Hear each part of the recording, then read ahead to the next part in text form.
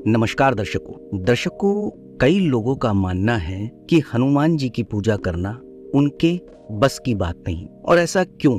क्योंकि कई लोगों का मानना है कि हनुमान जी की पूजा की विधि बहुत ही ज्यादा कठिन है, बहुत ही ज्यादा कठोर है और बहुत सारे नियम हैं हनुमान जी के जो शायद हम अपना नहीं सकते। लेकिन मैं उन्हीं लोगों को ये कहना चाहता हूँ कि ऐसा कुछ नहीं है। बात हनुमान जी की हो या राम जी की या भगवान शंकर की, आप जिस भी भगवान को माने, सच्ची श्रद्धा सच्ची आस्था के साथ माने। सबके अपने अपने नियम हैं, सबकी अपनी अपनी विधि है। अब जिनके जो नियम है वो तो आपको अपनाने ही पड़ेंगे ना। अगर आप किसी भगवान को मानते हैं और आप उनसे कुछ पाना चाहते हैं तो आपको भी तो कुछ खोना पड़ेगा ना। आज मैं आपको हनुमान जी के ऐसे ही चमत्कार के बारे में बताने आया हूँ जिसे सुनकर वह लोग ये सोचना बंद कर देंगे कि हनुमान जी के नियम, हनुमान जी की विधि बहुत सख्त होती है। दरअसल हर तरफ से हारी हुई एक लड़की, जी हाँ, एक परिवार में 2 बहनें, 1 भाई था। पापा की कुदरती तौर पर मृत्यु हो चुकी थी।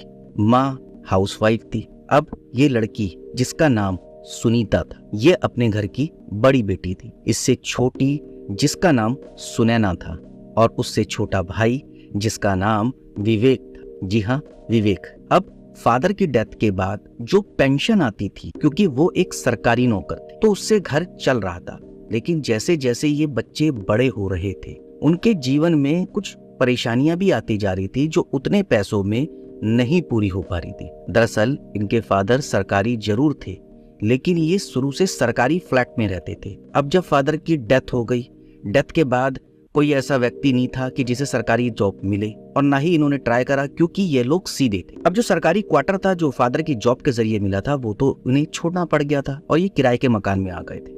अब जैसे जैसे समय आगे बढ़ता जा रहा था, किराया भी बढ़ता है, बिजली का बिल भी, और आजकल तो आपको पता है शहरों में पानी का बिल भी लिया जाता है, और जरूरतें ज्यादा बढ़ती जा रही थी जो उस पेंशन से पूरी नहीं हो पा रही थी। अब लड़की भी अपनी पढ़ाई कर रही थी जो 12th में थी, छोटी बहन अपनी पढ़ाई कर रही थी जो 8th क्लास में थी, और जो भाई था वो और ज्यादा छोटा था, वो तो अभी 3री कक्षा यानी कि 3rd में ही पढ़ रहा था। अब बहन को ये पता था कि मैं आगे पढ़ाई करूं या नहीं करूं, क्योंकि अगर मैं आगे पढ़ाई करती हूं तो कॉलेज का खर्चा, आने जाने का खर्चा, किताबों का खर्चा, और भी कई सारे खर्चे होते हैं, जैसे फीस होती है या बहुत सारी चीजें। अगर मैं ये सब चीजें करती हूँ तो बाकी जो पैसा है वो बहन की और भाई की पढ़ाई पर कैसे लगेगा। अब बेटी अपनी माँ से भी बोलती, मम्मी मैं जॉब के लिए ट्राई करती हूँ। अब जब बच्ची को माँ ने कहा कि नहीं बेटा तू पढ़ ले, जैसे भी है कोई बात नहीं होगा, मैं कुछ काम कर लेती हूँ, ठीक है, मैं कहीं पर काम कर लेती हूँ, और वैसे भी मुझे सिलाई आती है, छोटा मोटा कुछ मैं काम कर लूंगी। तो उसने कहा, नहीं मम्मी, आप लोगों ने पूरी जिंदगी भर हमें पाल लिया, पोस लिया, यही बहुत बड़ी बात है। अब हमारी जिम्मेवारी है कि हम आप लोगों को देखें। पापा नहीं रहे आपको देखने के लिए, कम से कम हम तो आपको देखें। माँ को बहुत समझाया उसने, माँ मान गई। ये लड़की हर जगह इंटरव्यू देकर आती थी, इसका रिज्यूम लेते थे, सब लोग यही कहते थे कि ठीक है हम आपको कॉल कर देंगे। अब होता क्या है कि ये काफी निराश हो जाती है। निराश होके एक जगह एक पेड़ होता है, उस पेड़ के पास जाके ये बैठ जाती है। इसे ये नहीं पता होता कि उसी पेड़ के बैक साइड में एक छोटी सी हनुमान जी की मूर्ति लगी होती है, जो लोगों द्वारा बनाई गई थी या कैसे ये नहीं पता, लेकिन एक छोटी सी, जैसे आपने देखा होगा किसी किसी जगह पर एक मूरत टाइप के बना देते हैं, उस पे लाल सिंदूर काफी सारा होता है और चांदी का वर्क। अब जब ये लड़की बहुत परेशान हो जाती है तो एक चीज पे गौर करती है, यार काफी सारे लोग मेरे पीछे से होते हुए जा रहे हैं, ये आखिर ये आ जा कहां से रहे हैं। ये भी पीछे जाती है तो देखती है एक छोटी सी मूर्ति है जिसको लोग मत्था टेक के, हाथ जोड़ के, सब अपनी श्रद्धा अनुसार जा रहे होते हैं। अब ये भी परेशान होती है, काफी सारे लोगों को देखती है तो ये भी सोचती है कि चलो मैं भी थोड़ा सा अपनी प्रेयर कर देती हूँ, भगवान से प्रार्थना कर लेती हूँ कि मेरी जॉब लग जाए। और ये वैसा करती है, हाथ जोड़ती है, मत्था टेकती है और हनुमान जी से अपनी विश मांगती है कि मेरे को भी जॉब मिल जाए ताकि मैं अपने घर के लिए अच्छा सा कुछ करूँ। घर चले जाती है, माँ पूछती है तो बताती है कि हाँ मम्मी बताएंगे वो। अब रात होती है, रात ये सोच रही होती है कि आखिर क्या होगा, कैसे होगा, अब कहाँ जाऊं जॉब के लिए, कहाँ नहीं जाऊं। अगले दिन इसे कॉल आता है, ये सो जाती है मतलब, और अगले दिन जब ये उठती है 9-10 बजे करीब इसको कॉल आता है कि आप सुनीता बात कर रहे हो।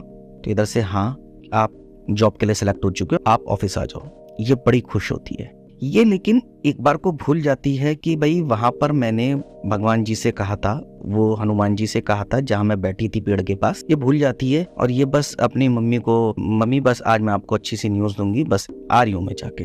दोनों भाई बहनों को सर पे हाथ रख के जल्दी अच्छे से तुम लोग जाओ, स्कूल जाओ, अच्छे से पढ़ो, और ऐसा कह के ये चले जाती है। वहां जाती है, जॉब होती है कॉलिंग की, ज्यादातर जैसे आजकल चल रही है शहरों में कॉलिंग की जॉब। तो ये कहती है हाँ सर मैं कर लूंगी। सैलरी वैलरी की बात हो जाती है कि ये सैलरी हम आपको देंगे, शुरू में हम आपको जो है 15,000 देंगे, धीरे धीरे आपका काम देख के बढ़ा देंगे। रोज खुशी खुशी ये जाती है। अब जब सैलरी की तारीख आती है, एक दिन गुजर जाता है, 2 दिन, 3 दिन, चौथे दिन ये खुद ही पूछ लेती है सर वो सैलरी मेरी कब तक मिलेगी। तो वो शख्स बोलता है कि सैलरी? कहते हाँ सर। कहता आपने यार काम करके दिया ही नहीं। वो कहते सर मैं तो काम कर रही थी। कहता देखो आपका टारगेट था कि आपको हमें कम से कम एक दिन की 10 लीड देनी है, आप 10 लीड कर ही नहीं पाते थे। आप मुश्किल से 1-2 लीड करा है, और आपके पूरे मंथ में अगर आप देखें तो कम से कम भी आपको अगर एक दिन की 10 लीड है, 100 लीड हो गई, 10 दिन 30 दिन की कम से कम 300 लीड है। आपने 300 में से मुश्किल से 10 से 15 ही लीड कर पाए हो। तो आप खुद सोचो कि मैं आपको अपनी जेब से तो सैलरी दूंगा नहीं, अगर आप ही मुझे कमा के नहीं दोगे तो मैं कैसे दूंगा। ये तो टारगेट बेस्ड जॉब थी। लड़की कहती सर आपने तो मुझे बताया नहीं था कि ये टारगेट बेस्ड जॉब है, और अगर आप मेरे को बताते तो शायद मैं, तो वो बेचारी शायद करके कुछ शब्द ही ना निकले। उसका जो मुस्कुराता हुआ चेहरा था वो अचानक से, मतलब क्योंकि उसने सोचा था कि शायद सर भूल गए तो आज जाती हूँ खुशी खुशी, शायद मेरे को आज सैलरी मिल जाएगी। तो जो चेहरा था ना एकदम, जैसे आप समझ सकते हो उस समय की फीलिंग की। एक तो घर वालों खुश कि चलो जॉब लग गई, ये भी खुश कि जॉब लग गई, और सैलरी की टाइम से थोड़ा ज़्यादा टाइम हो गया, लेकिन इसे यकीन कि भाई मेरे को सैलरी मिल जाएगी, बाकी लोगों को मिली है मेरे को भी। तो शख्स ने बोला कि देखो ऐसे नहीं मिलती, आपको टारगेट कंप्लीट करना पड़ेगा। टारगेट आप कंप्लीट कर लोगे तो टारगेट से ऊपर भी तो आपको इंसेंटिव भी मिलेगा, प्लस सैलरी मिलेगी। आप करिए कोई बात नहीं, लेकिन मैं आपको सैलरी अभी नहीं दे सकता। हाँ ये है आपको कन्वेंस दे दूंगा। उस शख्स ने सिर्फ कन्वेंस दिया, सैलरी नहीं दी।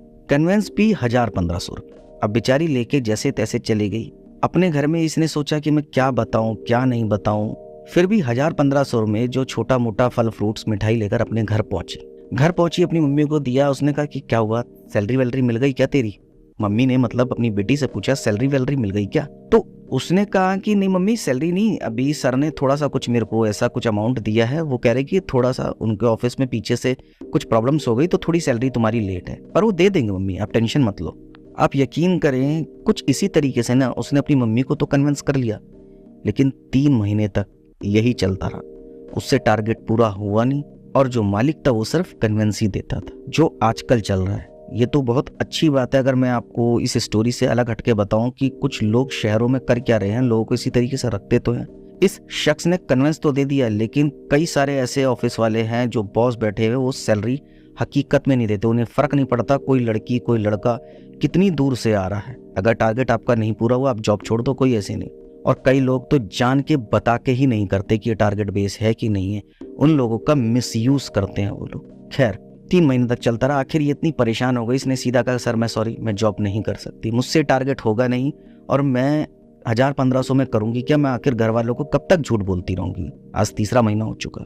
अब बॉस ने भी कहा कि जैसी आपकी मर्जी। ये चली गई और उसी पेड़ के पास पहुंची, और उसी पेड़ के पास इसे अचानक याद आया यार यहाँ पर तो मंदिर है। अब इसे कुछ चीजें भी याद आई कि यार जिस दिन मेरी जॉब लगी मैं भगवान का शुक्रिया भी करने नहीं आई, और शायद इस वजह से तो मेरे साथ नहीं हुआ। ये पहले तो मंदिर के पास गई, और थोड़ा सा मतलब वो मंदिर भी क्या, एक छोटी सी मूर्ति जैसा मैंने आपको बताया था पहले, दूर खड़े होकर देखती रही। ये इंतजार करती रही कि जो लोग आते जाते हैं धीरे धीरे कम हो जाए। 2-3 घंटे तक खड़ी रही, ये दूर देखती रही। ये आई भगवान के पास, उसने अपनी माफी मांगी कि भगवान मैं माफी मांगती हूँ, और बस मेरे को खुद समझ में नहीं आ रहा मैं आपसे क्या कहूँ, लेकिन मैं एक ही चीज कहती हूँ कि अगर आप में शक्ति है तो सच में कोई ऐसा चमत्कार कर दो कि मेरी जॉब दूसरी जगह कहीं लगवा दो, ताकि मैं अपने घर को अच्छे से खुश रख पाऊँ।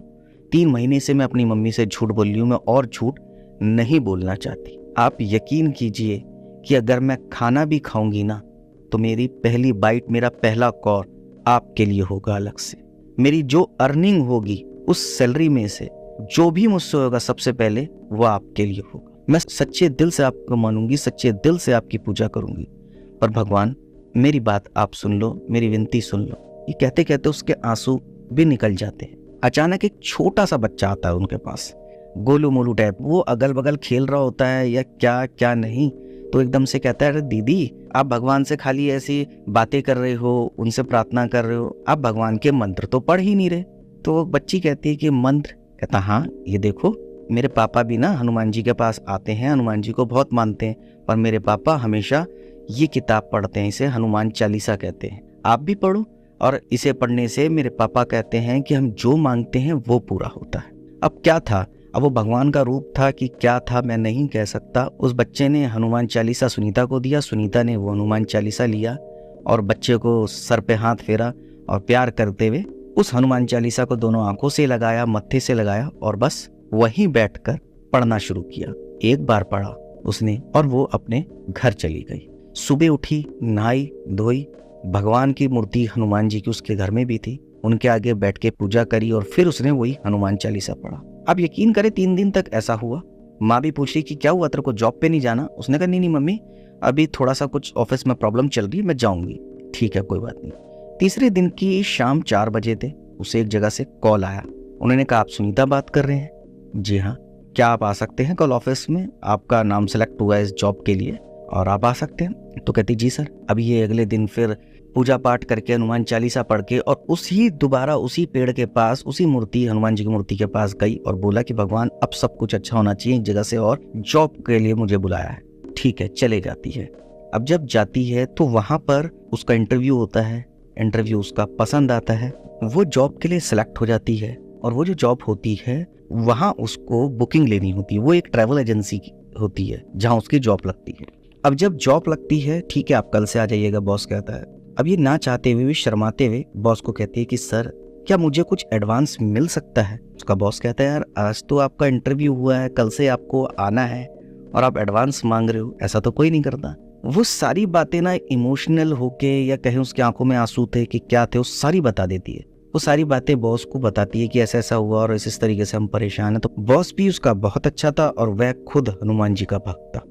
तो कहता है ठीक है, तुम टेंशन मत लो, यहाँ ऐसा नहीं होगा, सैलरी तुम्हें टाइम पे मिलेगी और ये लो 1 मंथ की सैलरी, और आप टेंशन मत लेना। और हाँ, इसके बाद भी मैं रेगुलर आपको सैलरी दूंगा, ये 1 मंथ की सैलरी आपकी सैलरी में से बहुत थोड़े थोड़े करके काटूंगा, आप टेंशन मत लो, सैलरी आपको नेक्स्ट मंथ भी मिलेगी। वो इतनी खुश हो जाती है। घर जाने से पहले, सबसे पहले वो उसी मंदिर पे जाती है, प्रसाद चढ़ाती है, वहां बैठ के वो हनुमान चालीसा पढ़ती है, फिर अपने घर जाती है, फिर अपनी मम्मी के हाथ में वो सारी पैसे रखती है और मम्मी को अपनी सारी सच्चाई बताती है। तो उसकी मम्मी खुद कहती है कि बेटा चल, अच्छा है, कोई बात नहीं, देर से सही लेकिन भगवान सुनते हैं, बस आस्था और विश्वास सच्चा होना चाहिए। और तू यकीन मान, जो बच्चा तेरे को हनुमान चालीसा देकर गया था, क्या पता वो साक्षात हनुमान जी, बजरंगबली जी का रूप हो। तो दर्शकों, मेरा कहने का मतलब है, हनुमान जी के कई सारे चमत्कार हैं और कई चमत्कार आज भी होते हैं अगर आप उन पर सच्चा विश्वास करो तो। बस आपकी आस्था सच्ची होनी चाहिए। भगवान कोई भी हो, अगर सच्ची आस्था है तो आपको दुख में वो देख नहीं सकते। भले देर से सुने लेकिन सुनेंगे, और ऐसा सुनेंगे कि आप सोच भी नहीं सकते। इसलिए जो लोग कहते हैं कि हनुमान जी की पूजा, उनकी विधि, उनके नियम बहुत कठोर है, ऐसा कुछ नहीं। आप बस दिल से माने भगवान जी को। बहुत चमत्कार करते हैं हमारे हनुमान जी, जिन्हें बजरंगबली भी कहा जाता है, जिन्हें बालाजी भी कहा जाता है, और ये साक्षात रुद्र अवतार है। तो दर्शकों, उम्मीद करता हूँ आपको मेरी ये सच्ची कहानी पसंद आई होगी। अगर आपको ये कहानी अच्छी लगे, सच्ची लगे, तो आप कमेंट कर सकते हैं। नमस्कार दर्शकों, जय सिया राम।